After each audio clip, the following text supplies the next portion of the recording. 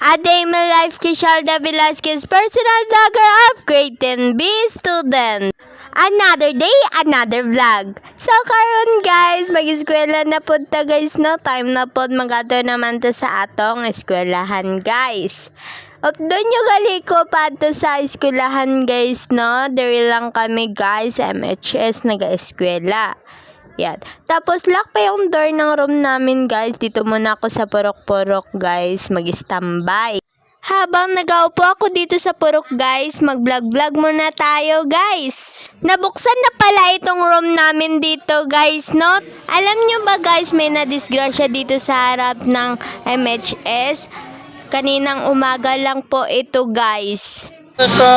Guys, dito lang po yung matatagpuan sa sapatusan guys. Yan, porcelain guys. Yan, pati yan tinagal.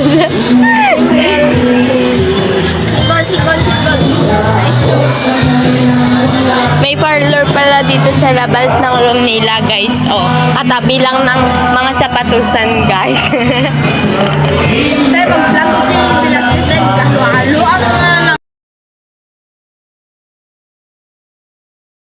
Habang dito ako sa room nila Ruwilin guys, mag-vlog-vlog muna tayo guys, no? Kasama na naman sila guys, yung mga barkada ni Ruwilin. Pagkatapos namin vlog-vlog doon sa room nila Ruwilin guys, nagpunta kagad kami dito sa covered court guys, maghakot ng mga upuan at ayusin guys. At may nagsabi pala sa akin na isali ko sila sa vlog ko guys. Si Shail at si Gabar pala ito sila guys. Yan na naman yun sila kahapon guys, na isali ko daw sila.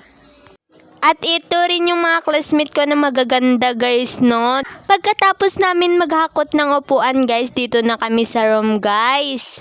Para maglinis na kami din ng room guys. At uwian na pala guys, no? Thank you for watching na lang.